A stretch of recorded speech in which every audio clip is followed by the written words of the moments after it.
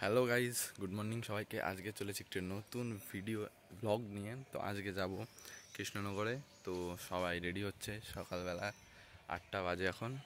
তো আমি রেডি, দেখতে পাচ্ছ।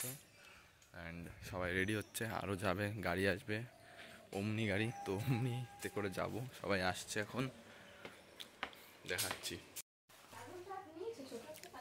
এইখানে সবাই দেখতে পাচ্ছ সাজগোজ করছে, আর এখনই গাড়ি চলে আসবে আশা করি। আরও অনেকে যাব, লগভগ 14-15 জন। তো আসুক সবাই, তারপর দেখাচ্ছি। এখন আমরা এইখানটায়, আমাদের এটা গাড়ি,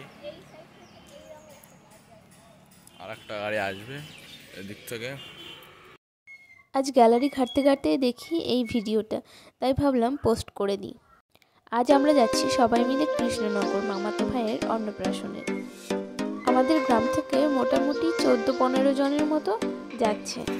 আমরা সকালবেলা বেরিয়ে পড়েছিলাম, ভেবেছিলাম 10টা-11টার মধ্যে পৌঁছে যাব, কিন্তু না, আমাদের গাড়ি আসতে এত লেট করেছে যে আমাদের পৌঁছাতে প্রায় 2-3টে বেজেই গেছিলো।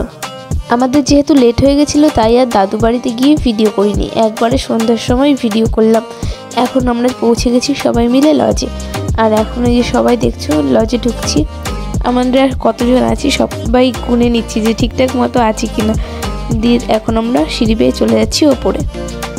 ফার্স্ট ফ্লোরে ছিল বসার জায়গা, আর খুব সুন্দর বেলুন দিয়ে সব জায়গাটাই সাজিয়েছিল, দেখে খুব ভালো লাগছিল। উঠেই সবার প্রথমে চোখে পড়লো আইসক্রিম স্টল, যেখানে 2 রকমের মনে হয় আইসক্রিম ছিল। এটা ছিল ওপরে বসার জায়গা, যেখানে কিন্তু বেশ সুন্দর করে বেলুন দিয়ে সাজিয়েছিল। আর ওই যে দেখতে পাচ্ছ অনিক আর কাকি, এখানে কিন্তু কোনো বাইরের গেস্ট এবং যার অন্নপ্রাশন ছিল আজকে সেই ভাইও এখনও এসে পৌঁছায়নি।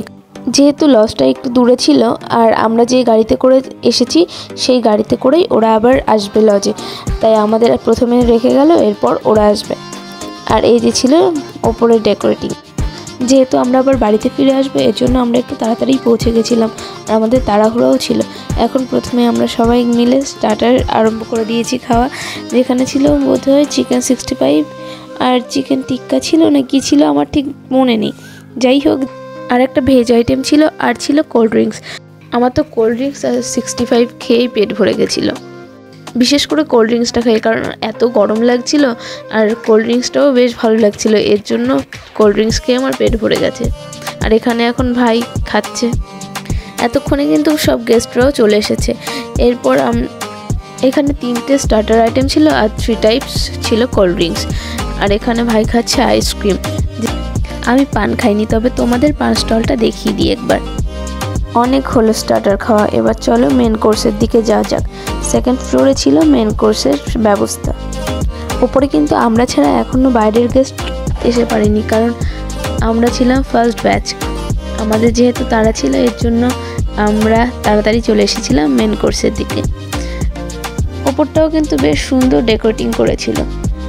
খুব তাড়াতাড়িও আসেনি, দেখো সব কিছুই কিন্তু খুব সুন্দর পরিপাটি করে গোছানো আছে, মানে ওনারা রেডি, বসে পড়লেই দিয়ে দেবে।